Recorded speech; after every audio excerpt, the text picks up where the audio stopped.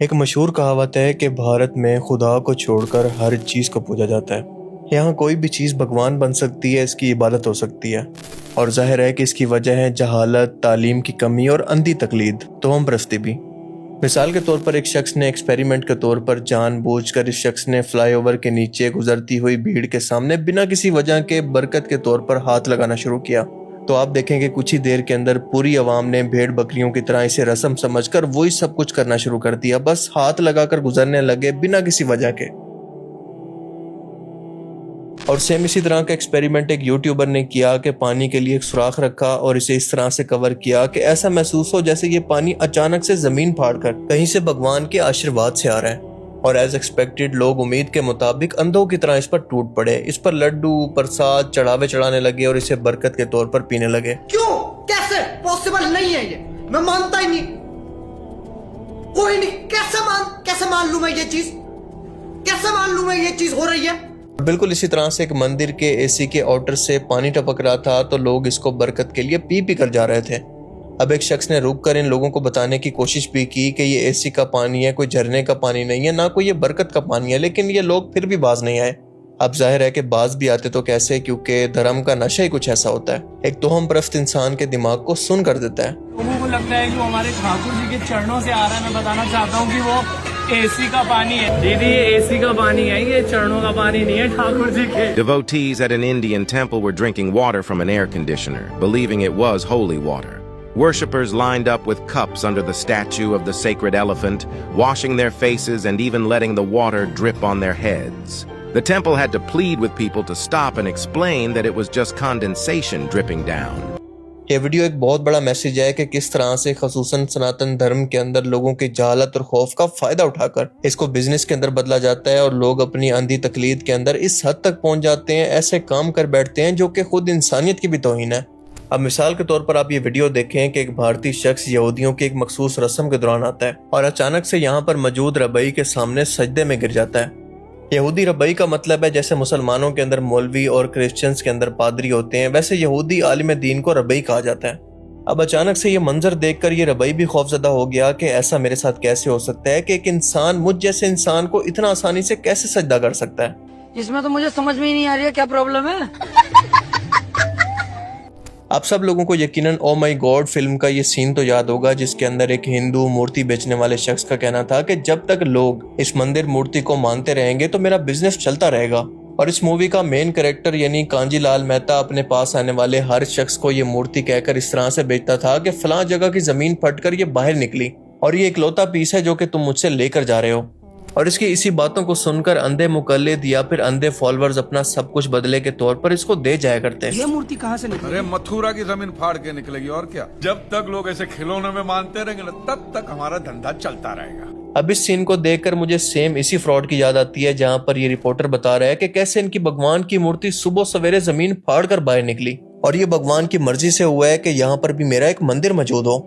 अब जाहिर है कि इसके बाद यहाँ पर एक बहुत बड़ा मंदिर बनेगा और ये बिजनेस इन्वेस्टमेंट के तौर पर कई सालों तक चलता रहेगा। तक है और भगवान निकले जमीन चीर कर। अच्छा कितने बजे निकले? 7:30 बजे। 7:30 बजे सुबह। देखिए सुबह के टाइम में भगवान निकले हैं जमीन को चीर कर। अभी हम लोग नालंदा जिला में कौन। अब जरा आगे चलें। अब ये हैं बलून भगवान। जी हाँ, ये सब लोग एक गुब्बारे को पूज रहे हैं और इस दौरान इंतहाई जज्बाती हो रहे हैं जैसे ये बलून इनकी दुआएं भी सुन रहे हैं और इसको बुरा भी करेगा। जाहिर है कि इन लोगों का दिमाग भी इस गुब्बारे की तरह बिल्कुल खाली है।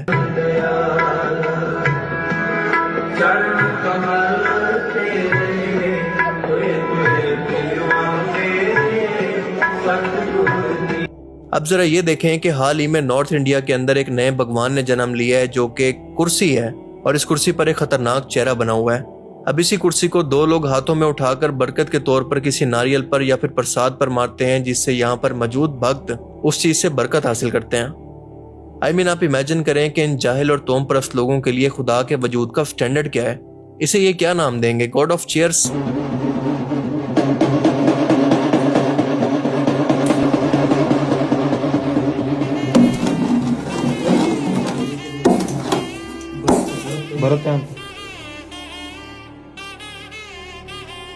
कौन है? क्यों है? अब जरा ये देखें कि एक सफेद फार्म आदमी है जिसके जिस्म पर एक टैटू भी बना हुआ है और लोग इसको भगवान समझकर सजदे कर रहे हैं, इससे मन्नतें मांग रहे हैं और बरकत हासिल कर रहे हैं। गोरों के लिए यहाँ पर बहुत ही अच्छी बिजनेस इन्वेस्टमेंट का मौका है। अब जरा ये देखें कि ये भारतीय पंजाब के अंदर मौजूद एक गुरुद्वारा है जहाँ पर लोग चढ़ावे के तौर पर खिलौने हवाई जहाज को चढ़ाते हैं ताकि इनका बाहर मुल्क का वीजा लग जाए।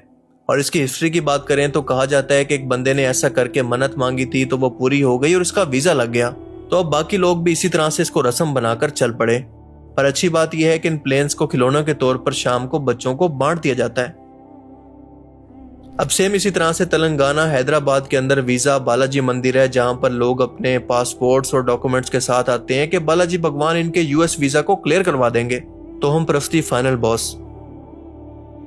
अब जरा ये देखें कि ये है कोलकाता के अंदर चाइना की काली माता का मंदिर और यहाँ पर प्रसाद के तौर पर और कुछ नहीं बल्कि चाउमीन और फ्राइड राइस चढ़ाए जाते हैं। अब ये है गुजरात के अंदर नरेंद्र मोदी का मंदिर जिसकी बच्चे कैसे पूजा कर रहे हैं, जरा गौर से देखें।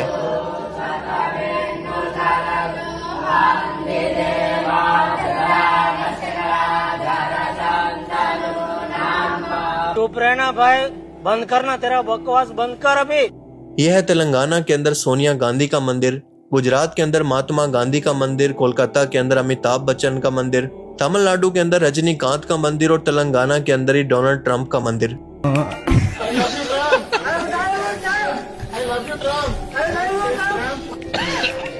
और यही नहीं बल्कि एलियन का मंदिर भी मौजूद है। और अगर आप एलियन की बात पर हैरान हैं तो इन लोगों ने तो आलू को भी नहीं छोड़ा। यकीन नहीं आता तो ये वीडियो देखें। जहां एक विचित्र आकृति वाले आलू ने लोगों की आस्था को नया रूप दे दिया है। कि कुछ अजीब सा लग रहा है। मैंने कहा उसका फोटो भेज दो थोड़ी देर के लिए। जब उसने फोटो भेजा तो मुझे लगा कि भगवान श्री कल की जो अवतार लेने वाले हैं उन्होंने अपने दर्शन पहले ही दे दिए। अब आपको दिखाते हैं कछुआ भगवान जो कि इनके मुताबिक भगवान यानी खुदा की शक्ल के अंदर मौजूद है। को हम भगवान मानते हैं। भगवान कैसे हो गए जी? भगवान कैसे, तो कछुआ है जी कछुआ है, लेकिन सनातन धर्म का मानना है कि विष्णु भगवान जो है कछुए के रूप में अवतार लिए थे। जस्ट इमेजिन कि इन लोगों को खालिक और मखलूक के फर्क का भी नहीं पता। इन लोगों को बुनियादी डेफिनेशन ही नहीं आती कि खुदा किस जात का नाम है और इसी वजह से ऐसे ढोंगी बाबों के हाथों ये बेवकूफ बनते रहते हैं जो कि नेशनल टीवी पर बैठकर लोगों को पागल बनाते हैं। मिसाल के तौर पर इसकी मिसाल देख लें। ये ढोंगी भूल गया था कि आजकल कैमरा 4K क्वालिटी के अंदर आ रहे हैं और इसका ये धागा भी दिखा सकते हैं। और इस तरह के न जाने कितने ढोंगी आज इंडिया के अंदर मौजूद हैं जिसमें बच्चे भी शामिल हैं। और अपने बिजनेस की खातिर इन लोगों ने अपनी आवाम के IQ लेवल को यहाँ तक पहुंचा दिया है कि इनके अंदर और जानवर की सोच के अंदर कोई फर्क बाकी नहीं रह गया, क्योंकि वो भी रेवड़ को फॉलो करते हैं और ये भी। ये आपकी तरह ऊपर नीचे जो आपने चलाया था ऐसे पकड़ के भी दिखा दिया। और यहाँ देखिए यहीं पे रोकूंगा हवा में, रुक जाइए, झूल जाइए, प्रश्नों का उत्तर भी देगा। ये क्या बात है? सब खुल के हंसे सारे। कुरान करीम जो कि दुनिया भर के इंसानों के लिए हिदायत की किताब है, इसमें अल्लाह पाक वाज़े तौर पर फरमाता है कि अल्लाह ये बात कभी बर्दाश्त नहीं करेगा कि इसके सिवा किसी और की इबादत की जाए। सूरह यासीन में अल्लाह पाक फरमाता है कि ए आदम की औलाद, क्या मैंने तुमसे नहीं कहा था कि शैतान को ना पूजना, वो तुम्हारा खुला दुश्मन है, पर इसने फिर भी तुम में से बहुत सौ को गुमराह कर दिया था। अल्लाह ताला बहुत सी गुमराह इंसानियत को इन्हीं गुमराहों की सूरत में यहाँ पर बयान कर रहा है। फिर अल्लाह फरमाता है कि यही वो जहन्नुम है जिसकी तुम्हें धमकी दी जाती थी, यानी आज इसको अपनी आंखों से देख लो और इस कुफ्र के बदले में हमेशा के लिए जहन्नुम की आग में दाखिल हो जाओ।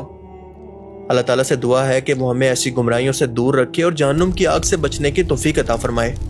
बाकी आप इस बारे में क्या सोचते हैं, अपनी कीमती राय का इजहार कमेंट सेक्शन में जरूर कीजिएगा। Thanks for watching this video. Allah Hafiz.